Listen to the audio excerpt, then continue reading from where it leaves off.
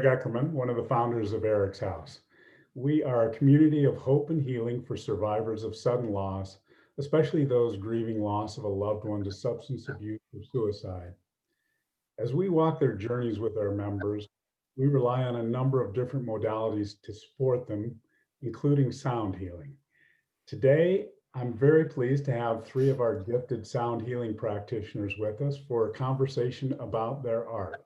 We will hear from April Boyden, who's a spiritual companion and interfaith chaplain and a senior grief specialist.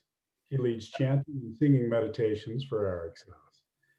And Kathleen, Dr. Kathleen Benjamin Rickard.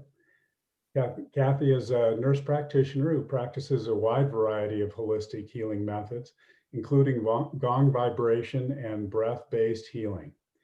And Andrew Ecker, who's a co-owner of Drumming Sounds, a community-focused, highly active drum circle facilitation company with his partner, Monica Patton. Andrew has facilitated drum circles locally and internationally, including for EricsHouse, building on his heritage and employing a variety of traditional percussion and wind instruments.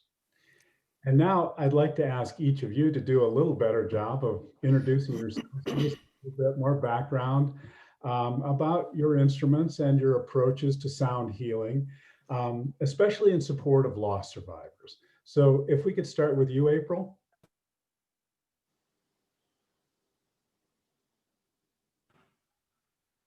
Thank you, Greg. My instrument is my own voice, as is the instrument that we, for the most part, all carry around unless we have some vocal challenge. And I have been singing for as long as I can remember, but in regard to using the voice and music and singing for healing, I've particularly been connected to a group called Threshold Choir, which was started in the year 2000 in California by Kate Munger. Threshold singers sing for people who are at life's thresholds. So that might mean death, it might mean anxiety, it might mean caregiving, it could mean any number of things.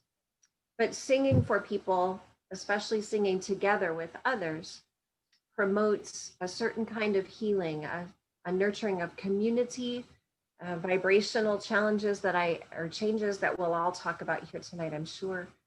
But there's a special kind of music repertoire that's for relaxation, for nurture, for comfort. And particularly important to note is that it's the kind of singing that is done with a lullaby voice that a mother or father or any loving nurturer might use singing to calm a child or a baby. So I look forward to sharing some more about that as we go, but I look forward to meeting all the other leaders tonight. Thank you. Thank you, April. Kathy, why don't you tell us a little bit more about yourself? Hi, yes, I am Kathy. I've done a lot of different modalities to help me learn about how to heal. I'm a nurse practitioner. I'm well versed in ER background. I've watched a lot of medicine in all kinds of ways. And it seems that people do best if they can calm their nervous system down. When I was under a lot of stress, I found, incidentally, the gong. The gong has a sound that reaches into the cells of the body and it balances out the autonomic nervous system. It has been studied to help break apart cancer cells. It has been a valuable tool in healing. So I have incorporated that into my tools of healing for that emotional healing that is so important to help anybody, including survivors and anybody with loss or unusual stress, even victims of 2020, as it were. So it has been a gift to be able to feel this vibration, and it's been a gift to be able to provide it to others to help heal. Thank you, Kathy. Andrew, I have been a beneficiary of several of your drum circles. I would love to have you introduce yourself to our audience. Oh, thank you, Greg. Dogate, Andrew Ecker, Yinishe, Donne Nishinigi Inde Nishe, Irish Bashachin, Inde Dashache, German Dashanali, Kote Go Chishli Portland, Oregon Inisha, Shema Kathy Lindsay Woye, Shaza Del Ecker Wole. So my name's Andrew Ecker, my mother, Kathy Lindsay, my father, Del Ecker, my mother's mother, Elva Gallegos, Apache woman from New Mexico, my father's mother, Evelyn Beatty, Irish woman from Pennsylvania, my mother's father, Leroy Lindsay, Apache man from Arkansas. My father's father, Wayne Ecker, German Algonquin from Pennsylvania. I have a daughter, Bailey, a son, Patton, a beautiful, beloved fiance, Monica. I was incarnated into this body in the land of the Multnomah in Portland, Oregon, although I reside here in the land of the Akmel Atam, the Peeposh, the Maricopa Inde people here in Phoenix, Arizona. I'm grateful to be here on this panel with such acclaimed representations of sound, and how exciting it is to be here amongst fellow vibrational knots. And I mean like an astronaut, right? We go out into the mystery of vibration and we utilize it in a way that brings transformation. For me, I have been privileged enough to serve so many different parts of this community that we live in, including grief support for a variety of different organizations out there, including my amazing friends and I would say family at EricsHouse. The tool of vibration, primarily with my expression, is the drum. And what I love about the drum is that I can give a drum to almost anyone. I mean, there's very few people that I haven't given a drum to and them not be able to do something with it, and for them to experience the power of themselves or the power of their own eternal expression. You know, you hit the drum and it becomes eternal. That is an eternal part of yourself traveling through the universe.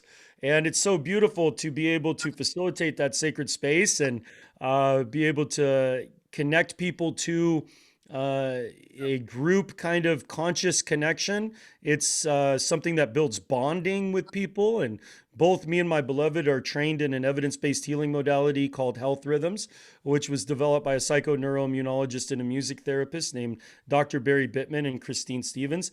And this has shown, you know, not only psychosocial outcomes, including reduced stress, reduced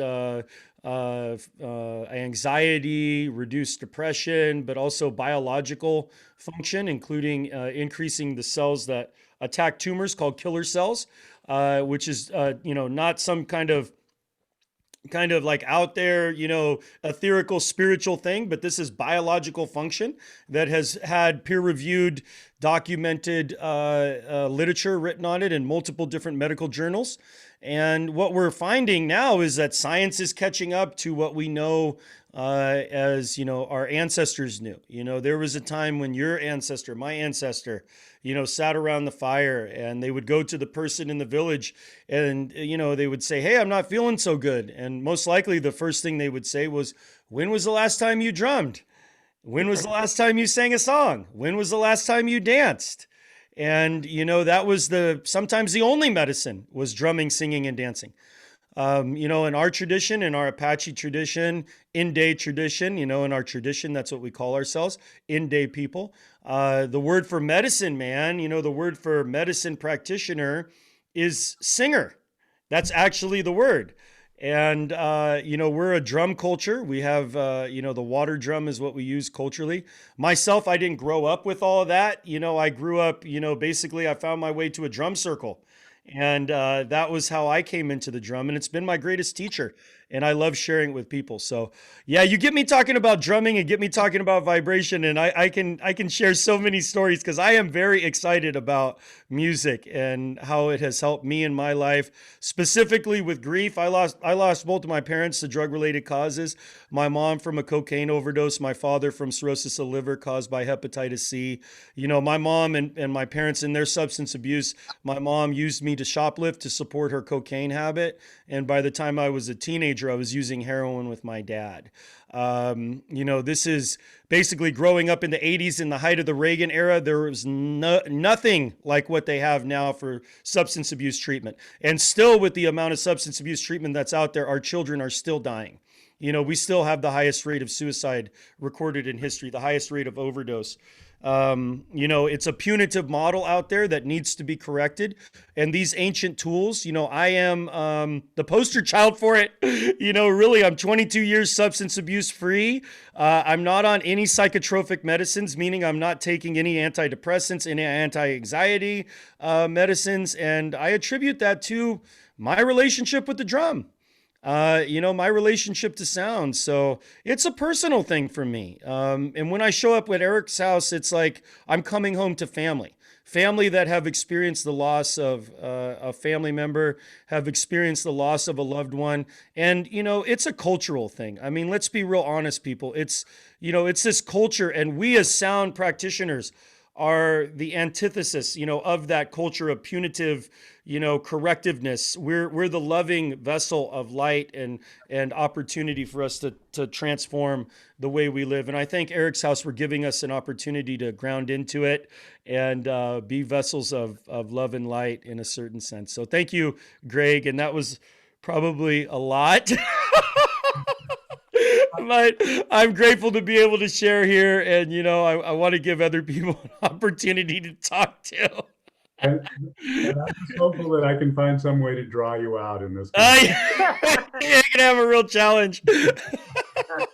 I have been blessed to experience all three of your modalities. And I think the thing that strikes me first about those experiences is the feeling of peace, the calm and the peacefulness. We had a drum circle a few weeks ago, and I looked at Andrew, and I'm kind of frazzled trying to set everything up, and I look at him, and he just sort of seems unflappable. He's up there, and it's like, whatever happens, it'll be good, and we'll have a good time. And then we had our full moon labyrinth walk the other night, and it was the same sort of feeling and the same sense that you get, that you're, it is so grounding. So I've realized how little I know about sound healing, even though we talk about it with our members. And so mostly what I've done is experience it. And it is kind of, it is something that I think can benefit without having deep knowledge about it, because it's just surrounds you. It embraces you. But in my limited research, what I found is that sound has been used, as Andrew said, for thousands of years as a healing mechanism. And you can look at in virtually every culture. You've got mantras that the Hindus used. You have all of the medicine modalities, as Andrew referenced, that the original occupants of the Americans developed, and even to the ancient Greeks, who probably had, probably first tried to inject some science into the application of sound for healing purposes. And so, I'm curious, Andrew, you gave us a pretty good background for how that history of your instruments have sort of shaped your practice. But I'm curious, either Kathy, why don't we start with Kathy? How has what you know of the history of sound healing become part of your practice? I chose the gong, or rather the gong chose me. I'm not sure how that worked out. I was really in search of my own growth, and I met with American Sikhs, and they talked about the gong, and they used the gong in yoga. And so that became an idea for me, but I knew that I just felt better every time. So I wanted to find out why, because my mind always wants to work on the medical part of it. And they have found the studies. First of all, the gong, just like the drum, the gong has been everywhere. It's in every culture. If you go to the MIM here in Scottsdale, you'll see how many gongs in so many countries. It's like, I had no idea. But the concept of the gong and the sound is, instead of the sound that you hear from a drum, this has a slightly different sound of the metal. And the metal actually changes and regulates the vagal nerve. The vagal nerve is our fight or flight mechanism. It calms the system down and brings in the parasympathetic, which is the calming, relaxing part of our bodies. That then changes every one of our cells individually and reboots it to harmony. So it's the sound kind of between the sound and the gong. And that intrigued me because it's not really the gong that you hear on the comedy show, where you're bang, it's not the point. The point is to hear the resonance in between the sounds and the complexity of the sounds. And you can hear a church and a bird and a wind, and you can hear all kinds of things because your body is just having an experience of peace in that way. And I think that it heals. And now we're finding in research that it is healing. It does heal those cells, brings everything back in balance, calms the nervous system down so we're not in fight or flight all the time. That's why I chose this one, partly because that's what I had experience with, and I just kept going with it, and it has always served well for me. And even if I'm not doing it in my office where I work, I can say that the sound is healing. So if I'm right, that the gong is right, then the drum, and then I know that the drum is right, and I know the voice is right, and chants are right, and many things that we do that help settle the nervous system. This is one of my pieces of the toolkit that helps that. What strikes me about the gong is I sort of initially envisioned it as a sort of single tone kind of thing, but you can superimpose so many other tones, and ultimately the sound that results is so complex. And I don't know if it's just because it's such low frequency, but you feel it throughout your body. There is no question. And that's the common theme. That's exactly right, Greg. So when we do it at the Labyrinth, I don't tell people that what's going to happen, but I invariably, almost everybody will just stand there in front of the gong for just a minute and go, ah, like they're getting a little bath somehow. It's just lovely. And it's just an experiential idea. But the gong itself is made very, very meticulously and by hand. This is a German gong. It's called Pasty is the brand. And they make them individually. They just make each of those metals to work with each other. And that's why once you've learned the rhythm of it, you can let the sound kind of work itself, and you just kind of wait a little bit, and then you play a little bit, and you wait a little bit, and you get all those resonant sounds that are in between the sounds in between the sounds. And I think that's part of the healing on the parasympathetic nervous system. And the gong itself is a work of art, like Andrew's drums. When you can appreciate them even when there's not sound coming out of it, and then when you experience it firsthand, when you're immersed in all of that, it really just sort of takes over. It takes you to different places. In good place. Yes, I agree. Thank you. April, I can't carry a tune in a bucket. But as many people could tell you, that hardly ever stops me from singing. Mm-hmm. I just look for cover. I try to insert myself in situations where somebody who can sing will sort of back me up. But I'm curious, how you talked about the fact that you've always loved to sing, but what drove your transition to really focus on sound as an application, the voice as a healing modality? Well, I hopefully will answer that, but I want to connect with what you were just saying, that you can't carry a tune in a bucket. There's that saying that if you can walk, you can dance. If you can talk, you can sing. I think that you've come to say of yourself that you can't carry a tune in a bucket because our culture teaches us to be self-critical and critical of each other. But if we can talk, we can sing. And I was happily looking at some different things about singing, and there was a study conducted in 2005 that talked about how singing makes us happy even if our singing is mediocre, it's not about quality, it's about doing it. And in connecting with people who are grieving, we talk a lot. We speak the truth that we don't get over our grief, right? We learn to incorporate it somehow because it's part of our story. And so we're not getting over it, we're incorporating it. And singing and all these other sound modalities help us metabolize what's going on in our body, because our body remembers the pain and our body can help us transform it too. And so singing, all the vibrations that they don't even come from outside of us, from the drum or from the gong, we can actually make them happen ourselves and engage with that sound. So one of the times that I experience that is in yoga class, of course, where often you chant an om.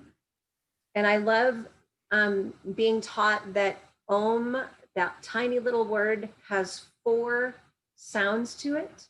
It has, the first part of it is ah, which when we sing it, kind of, you can feel it in the back of your throat when you sing ah, and you feel it here. And then the middle part is an ooh, and it moves it up to the top of your palate. So you go from ah to ooh. And then when you say you can feel it vibrate in the front of your mouth. And the 4th sound is silence, that helps us to breathe more deeply.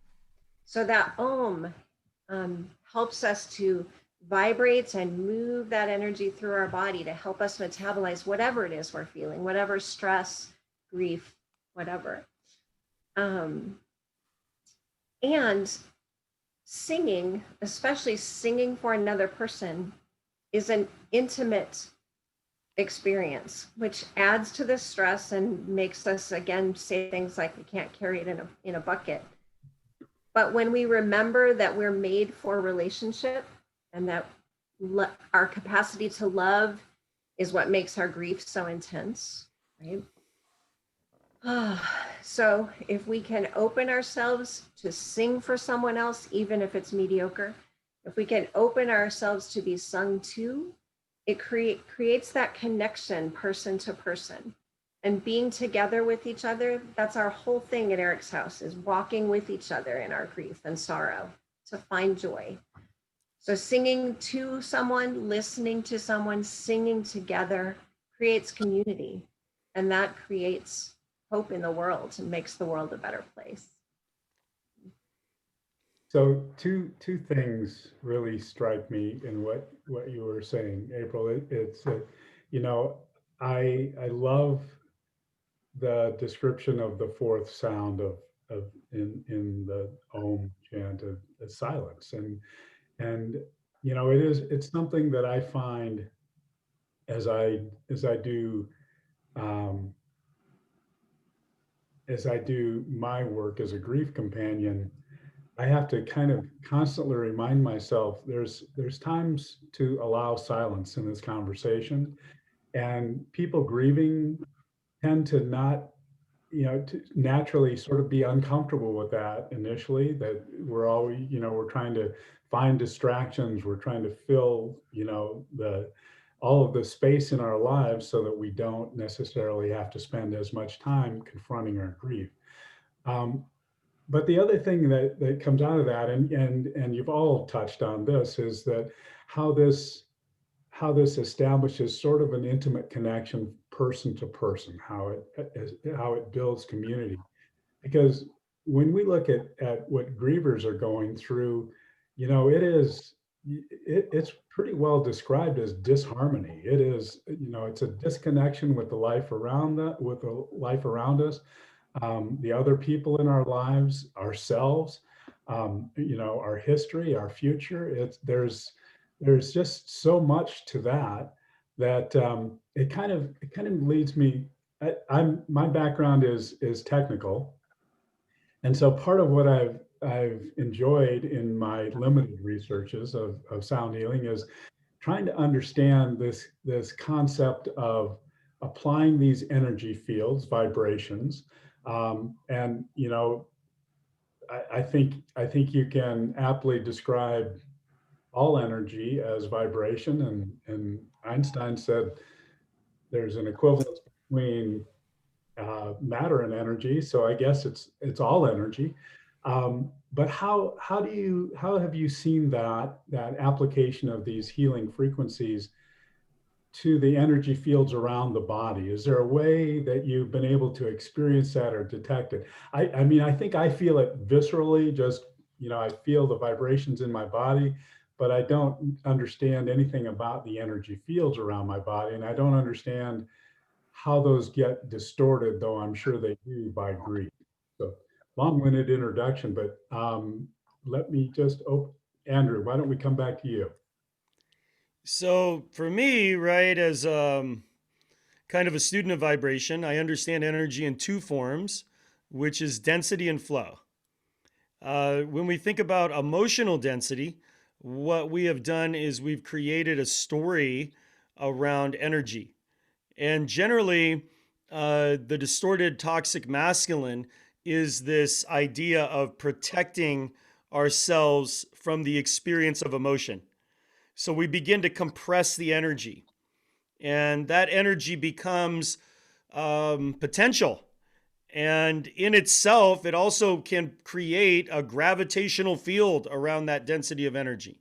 Sometimes the body will actually begin to compress that emotional density, and it will begin to protect itself with different distorted kind of experiences, whether it be a tumor, whether it be extra weight around certain parts of our body. In other words, we're protecting ourselves from our emotions. And for me, right, the understanding that I have created in my life is that I want to be an access point into the density of energy.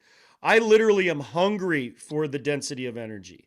And I love to see and go into the places that have the most intense density, the most suffering, the place where there is, hopelessness. Because I know in that place of hopelessness, there's an access point that I can create through empathy, and I can channel into that energy and I can utilize it as a vehicle for transformation. Now, I've been fortunate enough to be around ceremonial practitioners like, Teddy Begay and, many different, Johnny Monroe, Linda, Rettinger. I've been around, Percy Ami, traditional, Natsamvaya, a Hopi traditional healer. And I've sat with these individuals and watched the way they conduct themselves in ceremony. And what they'll do is they'll actually begin to talk about loneliness. They'll begin to talk about suffering. And as you can see, the audience get uncomfortable and start to fidget. What they're doing is they're actually connecting to the density of energy within the collective consciousness. And once they get to that point of access into the density of energy, it now becomes potential. Now, what has happened traditionally is that the flow of that density of energy has been into traditionally a rhythm, a mantra, a dance. It's been flowed into a container of collective consciousness that can serve the people. And this is how it has been done since the dawn of cultural identity. It's challenging to put a number, to say that the drum is 10,000 years old, or the song is 10,000 years old, or the gong is 10,000 years old. Because really, these principles go back to the very dawn of cultural identity. They go back to the very collective thread within our ancestral genetic makeup. And it's really a remembering process of, oh, that's what we used to do with energy. Now what happens, right, is we teach our children, our children are feeling something and we say, what's wrong with you? What's wrong with you? There must be something wrong with me. I can't get over the loss of this loved one. I just need to get over this, and we lose our medicine. Because what we're doing is we're compartmentalizing that energy, we're compressing it and creating density and density. If we were to hold a blanket and throw a bowling ball into the middle of the blanket and then all of us drop marbles, right, where would the marbles go? They would go to the bowling ball. Well, this is what happens, metaphorically when we create circle, when we create ceremony, when we open up that collective intention. As a practitioner, right, being able to access that density of energy is the tool that I utilize in order to create opportunity for transformation. I've seen it in countless psychiatric lockdowns, countless behavioral, drug treatment facilities. I've seen it in grief work. I've seen it, we facilitated in 2019 587 circles in 2019. In my career, I've literally facilitated thousands of experiences. And, both of these practitioners are right. I utilize the gong in my facilitated experience. I utilize song. For me, a drum circle is singing, dancing, drumming, and silence. When you talk about the silence is the contemplative. It's not a full drum circle unless I have all four of those. Because these are ancient practitioners, these are ancient tools that really give us an access point into how we utilize the density of our own suffering to bring about transformation. Now, I can share with you that there are practitioners that know how to utilize that density of suffering within a collective experience to do things like change the weather, to do things like heal the sick, to do things that are miraculous. We've gone into memory cares, put the drum down in front of a person, and the nurses will come over and say, "Oh, don't bother her, she won't play." This is what our contemporary culture has created medicine. This is medicine. Literally, our nurses, our doctors will say she won't play. Because what they do is they write down a behavior and a diagnosis, and they use that to justify that person's humanness. They're no longer a human. They're no longer an earthling. Now they're a disease. And they ostracize them. They push them away from the collective. When we're all experiencing that person's suffering. Me as a person, right? I hunger for that, because when that person goes from this, like this right here, to singing "You Are My Sunshine," I'm like, I know this medicine. Like, I can see it in front of me. I've witnessed that thousands of times, literally thousands of times. Yeah. And it's just, it's something that I feel we need to get back to that place where our doctors ask us, when was the last time you danced? When was the last time you sang a song? When was the last time you drummed? Not, let me give you this prescription.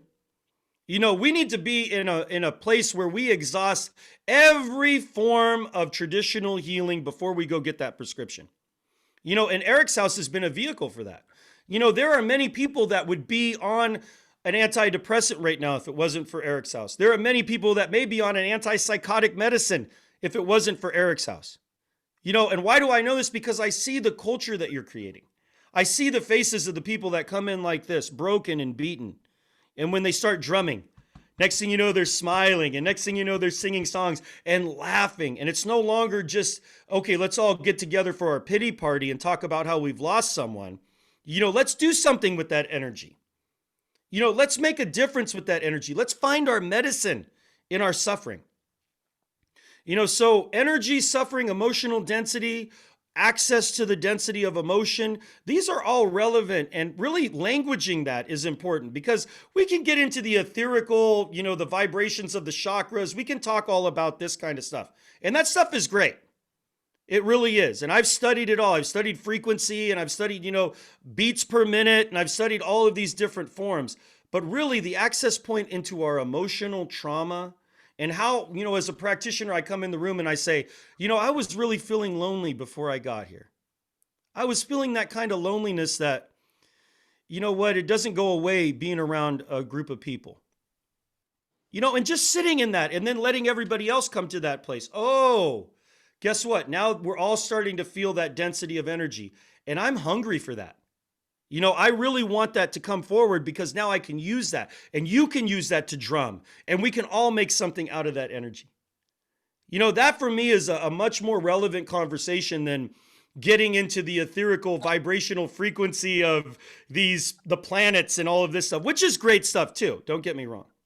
That stuff is really great, but practical application of emotional density, energetic density, all of these things, very powerful for us. Very powerful.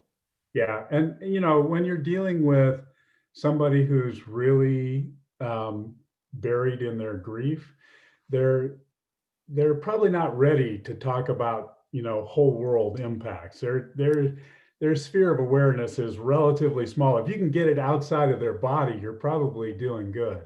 Exactly. Yeah, exactly. So can you play for me the way you felt the last time you thought about your loved one on the drum? Yeah. Like I've used that one, I don't know how many times in grief circles. You know, not all the time, because sometimes the group is in a place of such compassion and love for one another. I don't need to bring that in. It's only when I need to have those tools that I will access them in my practice. Because what are we really after? We're after integration. Integration is what we're searching for. We're looking for community. We're looking for that moment. It's not always about let's rekindle the fire. You need to cry in order to have a healing. No. Sometimes you need to laugh. Sometimes you just need to like have a belly laugh because you're having so much fun. You know, one of the things that I've experienced at EricsHouse, which is really kind of amazing, is when people notice they're having fun. You know, it's like, oh crap, I'm not supposed to have fun. I'm supposed to be grieving. You know, and you're like, gotcha, gotcha. You just let yourself have fun. Look at you. You know, I mean, I don't do that facetiously, but there's a part of me that's experiencing that. You know, like you just let your guard down enough to laugh, you know? And guess what? On a biological level, that's beautiful that you gave yourself that permission slip. You know, and it happens with the drum, and that's what makes these vehicles, song and the gong, so much more relevant to the conversation than let's sit down and talk about what's wrong with you. You know, like what kind of therapy? I mean, how much therapy can one person take? You know, let's do something with that density of energy. Let's dance it. Let's let the vibration of the gong minister to us. You know, let's let the voice minister to us. You know, when you were talking about what Einstein talks about, this is an eternal expression. You sing that song, you say that mantra. This is an eternal expression. You play the gong, that is an eternal expression. And every single time you play the gong for another person, the gong sounds different. Because now the vibrational frequency of that person is interacting with the mix of the gong's frequency. It's really magical. And you only learn these things as you tune into it over time, you know? Like it's so amazing. I mean, we're literally able to play with the foundation of reality. How cool is that? Very cool. Yeah.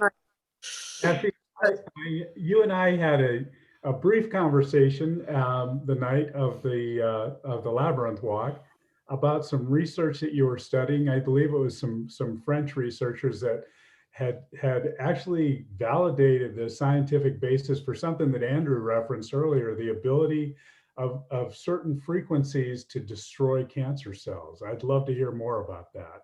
The author, the person who did it was a musician. His last name is Maman, M-A-M-A-N, Fabian Maman, his name is. But he started as a musician, and he had kind of the knowing and the insight, kind of like Andrew speaks, and he said, you know, no, there's something else going on. There's something in between the sounds. There's something else that he did. He met up with a friend of his who's a scientific biologist, and they went into the lab, and they had several different instruments that they were using to find out what it would do with a cancer cell. So they had a cancer cell, and they were just experimenting one by one, how many days, how many beats, you know, they were just doing an experiment, a long-term experiment.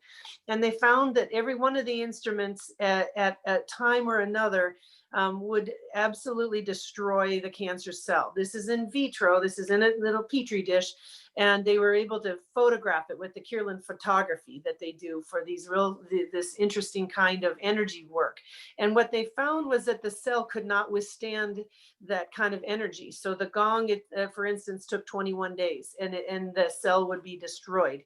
But the normal cells were not destroyed because it was in synchrony, and they understood. And so they didn't have a problem with it. So it was just a fascinating book that I just ran into just before, you know, this meeting. But so I see it, and I understand that. And really, this is exactly about physics. It's about quantum physics and about the vibration and the energy in between. And I love the idea that Andrew said about the density. That's fantastic, because that's very much how the mind works too, and is that it darkens in the density of the thought. And if you can have an opportunity to change the electrical magnetic system, you can give the opportunity for that brain to take a break. And if the brain can take a break, it can calm the nervous system. If the nervous system calms down, it heals moment by moment. And it is a proclamation of the person to say, yes, I can take a moment of joy and still be able to work with the grief I work with. Yes, I love the gong. You know, for me, right, the gong is like taking me back to the ocean, you know, like sitting with the sound of nature. Like you can't put a rhythmic pattern on the ocean. It just is a vibrational wave almost. It's like the wind through the trees. And your mind, right, comes to a place where you have to let go of the pattern. Like you come into it and you're like, where's the pattern? And sometimes it's subconscious. Where's the one in this? You know, as like a musician, right? But you have to like come to that place of breakthrough with it. And I remember I was at cancer treatment centers and I was using my gong. I have a Zildjian gong, and this thing is just a soldier. It's like, it's been in so many experiences. And I'm playing, and this woman, she says that she was at the point where she was like, I was going to yell at you. She was like, I was going to yell at you to stop, because she was seeing her father, who was an abusive father, in her mind, and he was yelling at her. And she said, right as she was going to yell to stop, it just was like the most blissful peace that she had ever experienced in her life. She came into that drum circle extremely drunk, like she had been drinking to deal. She had just got her diagnosis, and I've been over at Cancer Treatment Centers of America for a decade, working over there twice a month, facilitating. And that's what I'm talking about with the density of energy. You know, why is it that the gong was able to access that density? You know, what about it inside of her mind said, you know what, your cancer is related to your father yelling at you. Yeah. But once she let go of trying to control her dad or whatever emotional thing she had, she felt peace. And like, this is why, you know, we just need to get out there and do more of this. Like, it needs to be like, you know, and I'm so grateful to EricsHouse for creating a culture where we can explore and we can talk about it, and we can begin to share notes, you know, with like what's going on in the community with these tools, because man, we need it. I mean, Yep. look around us. I mean, the medical, and the thing is that for years, right, it was us and them. You know, it was like, oh, these, you know, whimsical spiritual hippies over here, and then it was like, you know, the institution. And now what's happening is the medical institution is like, hey, there's something to this. And you have more people researching it. You have more people putting out documents, and it's no longer about, you know, it's us and them. It's now integrated. And that's what's so beautiful about, you know, what's going on within the world right now, and especially prior to COVID. Of course, you know, now it's more challenging, but we have a client that's a memory care that put up a plexiglass. They were like, we want you so badly. They built a plexiglass wall for us to drum behind. Like, think about that. Think about what they've gone to make this modality a part of their community's experience. Yeah. Yeah. It's happening right now. You know, it's happening. We need to keep pushing forward, and, you know, it's exciting. Yeah, Yeah. it is. It is Yep. very exciting. And I think it's especially interesting to see, you know, that we're able to pull some structured conventional science and get some validation for what you feel. You know, I think there's a certain segment of the population that's always going to look for that kind of, you know, is it, I don't know, it feels good, but I'm not sure it's okay. So, you know, so as long as science says it's okay, maybe it makes it more accessible to people. You know, I'd like to just carve out a few minutes, and we've consumed most of our hour, and I'd like to carve out a few minutes for each of you, if you can, to kind of give us a quick demo of your instruments, if you would. Kathy, I see your gong behind you. I don't know how convenient or how well the sound will turn out, but you know, it's just such a dramatic instrument. Why don't you give us a little Can you taste? see it enough, or is it off? I can see it. Okay, so I will play. I'll be very, very soft, because really by on the computer it sounds very tinny. So I'll just tell you the concept of it. There's different sounds within it, and it's different layers of metal. So what I do is I just start with a sound. But what I want to try to do is, in the moment, just for a moment, get the sound between the sound that I've been talking about. So let's see. So the sound, here's the beat, and then in between, you can hear in between. In between, there's another sound. Yeah.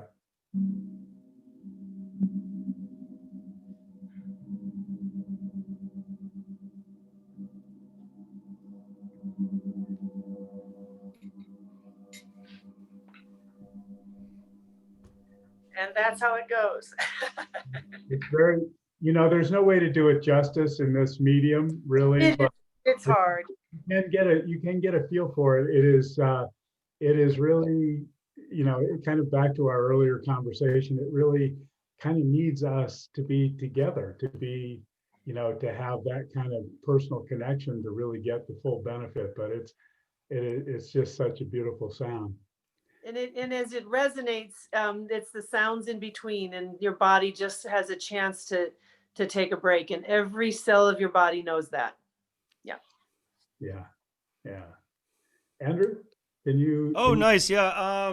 So I play a variety of instruments, just like April, my number one instrument is my voice. I love to sing.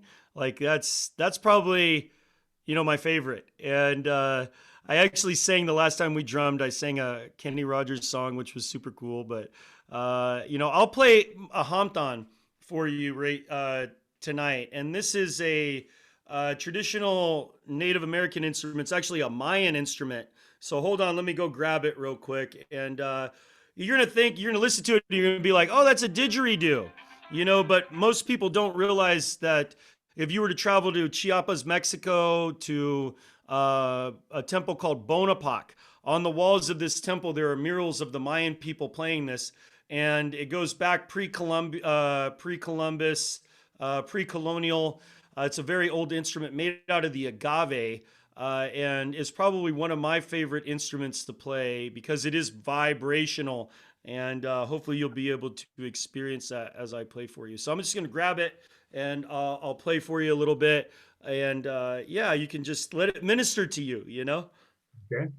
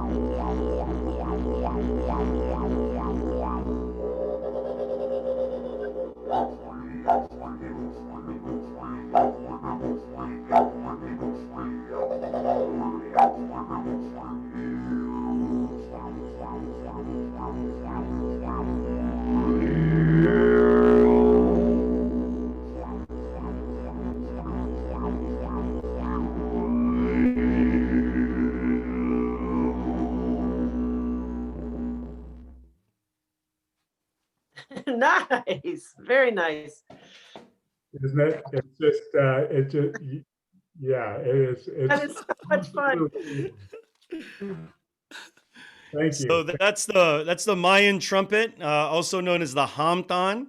So difference between that one and its Australian cousin is that one's made out of the agave, the century blossom, comes out of the middle, and traditionally those would have been put out with fire. And I really believe that Kokopele, who is the guy who, we see the pictures on kind of Southwestern art, I believe he was playing one of those. So I hope that the sound came through okay. It did. Thank you. Awesome. Yeah. Okay, great. Fun. Yeah, thanks for letting me play for you. That was fun. Thank you.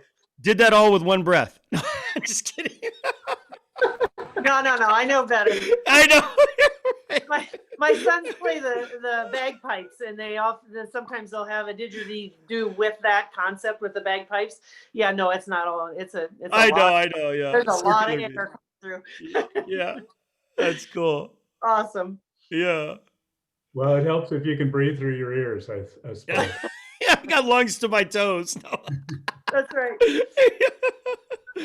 April had sent in the chat box had shared some lyrics, and if you would lead us through that, I think that would be We could do that. Can I pick up first though? Andrew's playing. of course. So the thing that's true about music, and particularly with singing because there's lyrics and there's a tune that's recognizable often, which, I'd note, typically. Oh, Oh no. I Oh, think we lost April. I hope Yeah. she'll rejoin us. I wanted to, I have a question that I think might be relevant to our members as they anticipate sound healing, because some Oh, modalities, like we have a wonderful crystal bowl sound healer, and the chanting that April has shared with us. Those are kind of, from the participants' perspective, are more, it's more of a passive thing, almost like a guided meditation. You can go really deep into a space. They can be really, really lovely. Now, I know, April, that ideally everybody is singing along, but the gong and the crystal bowls tend to be more passive. The chanting and the drum circle, everybody's involved in, right? Everybody's an active participant. And so, I suspect that some of our members would be curious, if we were to do a sound healing session with them, how does that play out? I'm sorry, April, we have you back. Would you Yeah, like? I'm so sorry. I think my internet is unstable. And I think I can still pick up where you just were and finish what I was trying to say before. That when Let's, Andrew was playing, and I've heard Kathy say this too about the gong, that you'll hear the things that you want to hear or need to hear. But I was just saying that songs, particularly with lyrics and a recognizable tune, a familiar tune, are connected to our memories, right? So sounds and songs, they create memories, they evoke memories, and they can reshape memories. So in this season of many holy days, one of the things that's out there is all those Christmas carols that remind us of baking cookies or taking sled rides or whatever. And so our memories are caught up too in songs. And so when Andrew was playing just a moment ago, for me, it sounded like an ultrasound. And I was remembering being pregnant with my daughter and hearing her heartbeat for the first time. And it just evoked all of that memory. So I wanted to just share that and honor that moment. But then also, oh, thank I you. say that singing for someone is a bit of a dance, even though it's singing, because it's about connection and it's about communication. And because we're not just performing a song that has a set rhythm and a timetable to keep, we can connect just like we do in companioning with people. So we might first sing, and typically threshold singing, we try to focus on just one person and not an audience, but connecting with one person. And so we might first start singing at a rhythm that seems like we're singing with the rhythm that they're presenting. So if they have some anxious energy or some laid back energy, we might meet them in that. And then we might, in a loving, relational, connective way, offer a little bit different rhythm. And so if they were anxious, we might sing a little quicker to kind of meet them, but then we might introduce slowing it down a little bit. And so we sing connected to their breathing, we sing connected to their what we're witnessing in their body, and hoping to invite some relaxation. Or like Andrew was saying too, if we're singing, we've often sung for a lot of people with dementia, they might have lost a lot of other ways of communicating, but that music is deeply embedded. And they say that with dementia that we retain on the right and lose on the left. Left is where language is, and so we might forget how to speak, but we retain rhythm on the right-hand side. And so singing kind of evokes that again and allows us to sing and to be present in a way that people thought that we couldn't be. So I just wanted to name all of that. That's beautiful. And then were you inviting that we should try to sing that one song? Yes. And you asked what people might experience if we were to do it. So what I hope sometime when we can come back together and safely sing, because they talk about the virus being spread, especially by singing, right? That people could take opportunity to be in a circle and either just receive the music or sing along with the music, or they might even be in a chair in the middle, that a zero gravity chair that allows them to lay back and relax and to be sung to, and to have that sense of, I'm connecting with you because I notice your breathing. I notice how you're in this present moment, and I'm going to join you in that present moment. On Zoom, it's of course a little different, but what's great about Zoom is that if one leading singer is the only one not muted, then everyone else can sing to their heart's content as loud as they want. And we all believe that they're singing it perfectly beautifully, carrying that tune without a bucket, not mediocre, but beautiful and in full harmony. And so the encouragement always is to just sing it like you know it, even though this is a song you've never sung before. And that's what you might also experience in a circle, though, is not words, only humming. It just depends on what the moment calls for. Were you going to say something? I'm so sorry. So we should all mute ourselves, and you can lead us through the lyrics. Yeah. Yeah. Okay. I was going to say there's so many different ones I could do. I could do one that's more heartbeat and one that's more about breathing. But I did send some lyrics, since this is nighttime and we did have a moonlight labyrinth walk and we still have the beaver moon among us. The lyrics, if they don't come up, is fine, but we walk not into the night, we walk but toward the stars. That's the full lyric. And I'll sing it maybe 4 times so that you can kind of hear it and sing it with me. And then you sing it like you know it, and I'm going to go off in a little harmony, and we will be making beautiful music together over the space of time. Are you willing to do that with me? So Kathy, I notice I don't think you're muted. No, I'll be quiet because I'm on a phone and I don't know how to do that, but So that's a bummer. So lip sync with us at least. Okay. It's a super simple tune, just to build your confidence. I'll sing it, sing with me when you're ready. I'm looking at you so I can tell if you are or aren't. Just sing it like you know it. Lean into it. It goes like this. We walk not into the night. We walk but toward the stars. That's the tune, and I'm just going to say, I would remind myself already, this is a good walking tune, right? So we want to kind of feel that sense of what it's like to have our body move and walk. And just remember that we walk not into the night. We walk but toward the stars. We walk not into the night. We walk but toward the stars. We walk not into the night. We walk but toward the stars. We walk not into the night. We walk but toward the stars. We walk not into the night. We walk but toward the stars.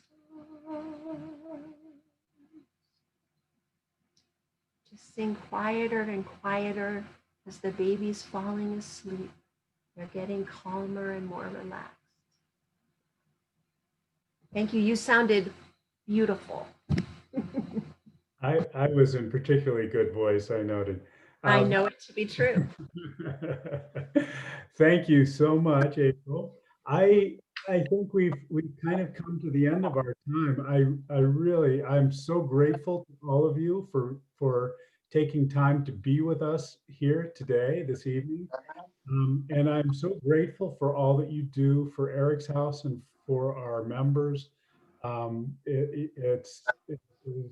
As Andrew's noted, it is just so wonderful to see how we can impact somebody who's just so lost to their grief and give them a moment at least. And so I thank you all. I really enjoyed this conversation.